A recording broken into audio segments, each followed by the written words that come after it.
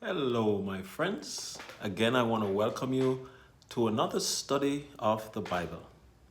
It's been very enlightening, and it's been my pleasure thus far to be reading the Bible with you. And I've gotten good feedback, and I hope you are studying. The Bible says, study to show yourself approved, a workman worthy. You study so that no one can confuse you or deter you from what God is wanting to show you through His Word. The last time we spoke, we concluded in Genesis 6, verse 8. That was the final text that we read. Here we are studying about Noah.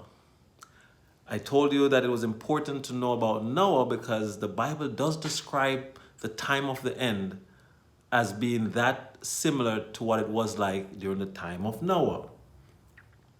So starting from verse 8, which is where we concluded, it says, Noah found grace in the eyes of the Lord. Verse 9, it then goes into the generation. It says, now these are the generations of Noah. Noah was a just man and perfect in his generations, and Noah walked with God. So the Bible describes Noah as walking with God. He was a just man and perfect. Even the term just, I know we're living in a time when many people are talking about social justice. Many people are looking around them and they're discussing all the different inequities that are going on. The Bible on many occasions talks about justice. And so here at the time of Noah, one of the things that separated Noah from the others was that Noah was a just man, perfect in his generation, and walked with God.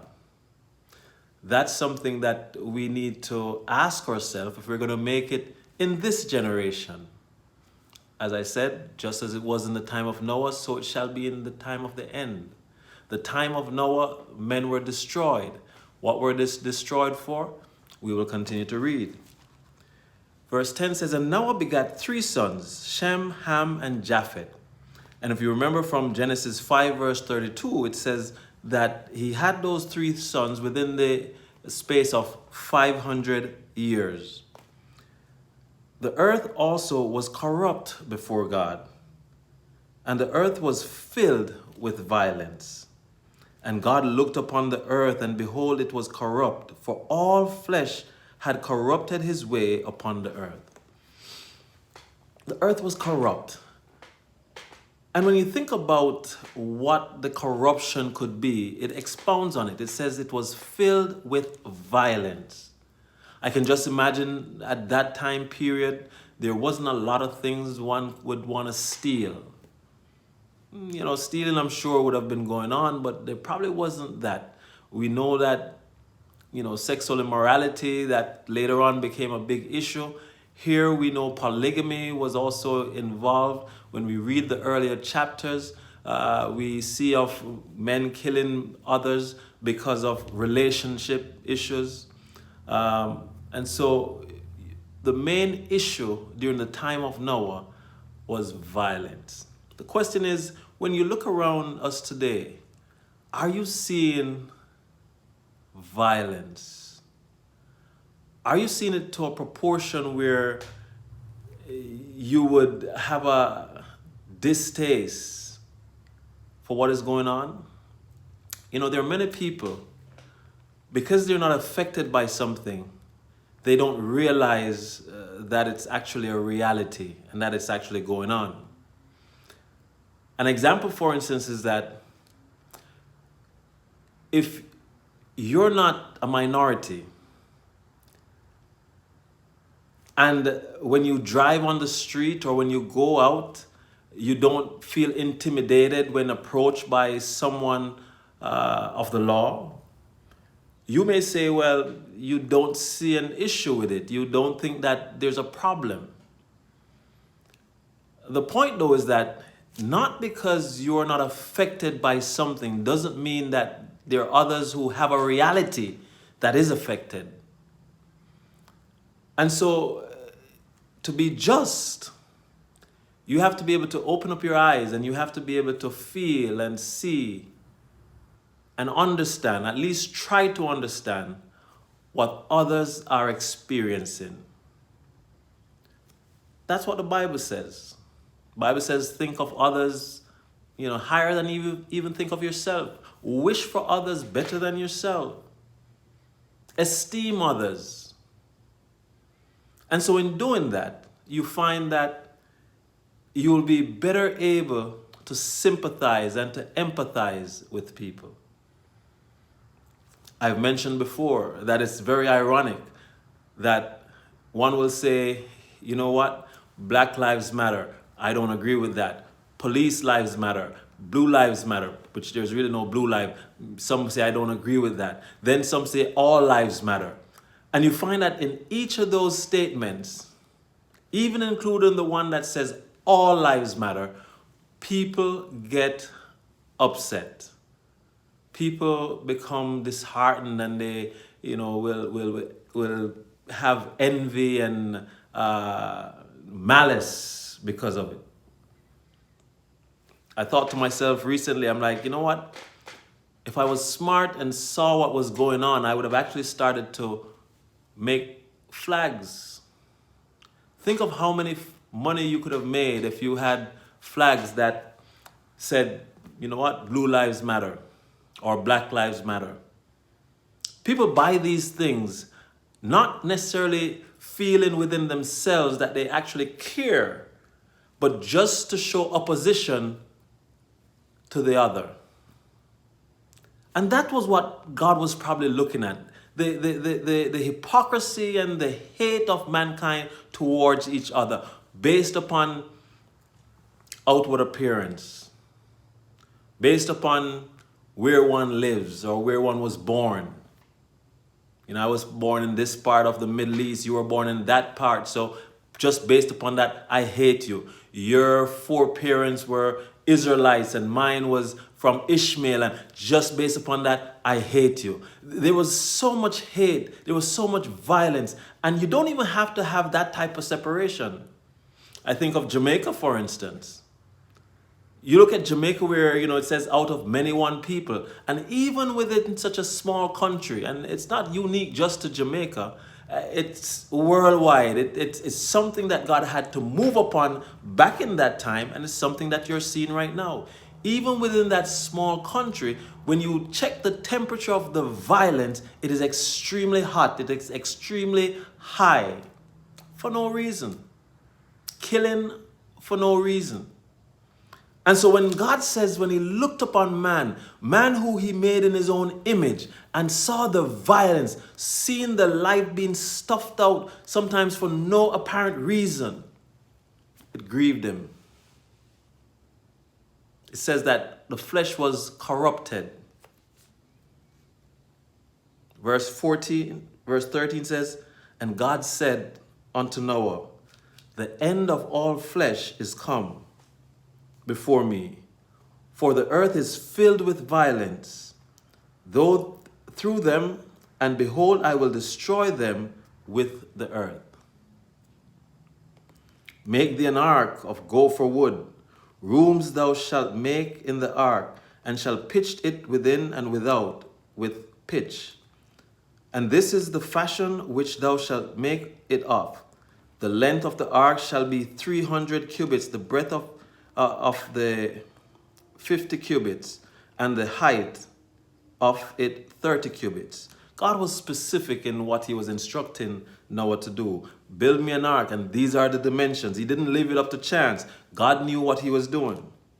He says, a window thou shalt make to the ark, and in a cubit shalt thou finish it above. And the door of the ark shalt thou set in the side thereof. With lower, second, and third stories shalt thou make it. God told him, put a window there, put a door there. Gave them specific instructions again. God is specific in what he wants. He's specific in his worship. He says, listen, worship me this way. He told Cain and Abel, this is what I want, how the sacrifice should be. If you don't do what God says, it doesn't matter how sincere you may be, God is not obliged to accept it. It says it's better to obey than sacrifice, was the statement that was given to Saul when he disobeyed. Verse 17, and behold, I, even I, do bring a flood of waters upon the earth, to destroy all flesh wherein is the breath of life, from under heaven, and everything that is in the earth shall die. Because of man's sin, earth was now cursed. God said, I will destroy everything that is on the earth, under the sun. All flesh, because of man's sin, man was placed in dominion, and because of what we did, even the animals paid the price. As you contemplate it, think about where we are today. God had to take action because of what he saw we were doing. The hate that is there right now, I've never seen this country so divided. You hear people freely speaking of death to the opposition or death to one who they do not agree with. You find that even the arming of ourselves, you know, we need to be armed to be able to protect ourselves, even when there's, you know, nothing going on right now. That desire to kill, kids leaving one city and going to another to join a protest with the specific mindset that they will shoot, not knowing what or who they're shooting at. People driving into crowds with the full knowledge that if they drive into a crowd, it's likely that someone may lose their life. The hate. You listen to the news, Fox, CNN, and the way they speak about each other, it's almost like, I wish you were not even born. How stupid, how dumb. And that type of sentiment goes against everything that God stands for. We're in a season that we say it's peace to all the world. And even those who will say that they believe in the sanctity of life, they will stand by and observe people being executed after years of having reprieve. Now that's a very interesting thing, because in one breath we will all agree that, you know, there are consequences to sin. There are consequences to things that are done. But in the other breath, God says when he comes to judge us that, you know what, I was hungry and he gave me drink. I was, you know, or was thirsty. I was hungry and he fed me. I was naked and he clothed me. But he also said something. He said, I was in prison and he visited me. If you love me so much that while I was in prison, you came to visit me, and the Bible didn't say what the cause of why I was in prison. You can almost assume that I was guilty. But nevertheless, God looked down and he saw that even in that guilty state, you are a soul that could respond to the salvation, the free gift that he came to give. Remember that most of the apostles and the patriots, when you look at their lifestyle, they were all guilty at some point. David was a murderer, an adulterer. But if you're of the mindset and desiring to go to heaven, and you're the one who will visit someone while they're in prison, then it becomes difficult for you to have the heart to say, well, go ahead and kill that person. And so you find when you look at what's going on right now, there's violence and violence continually. Wars and rumors of wars. In Matthew 24, it mentions that. The earth that God gave us to be in charge of, we create things that not only destroy our lives, but also destroy the earth multiple times over. Nuclear weapons, atomic, which in the past, guns that we have no control when we start to fire. God says, just like it was in the days of Noah, so shall it be in the time of the end. Blessings until we continue next time to complete chapter 6. God be with you.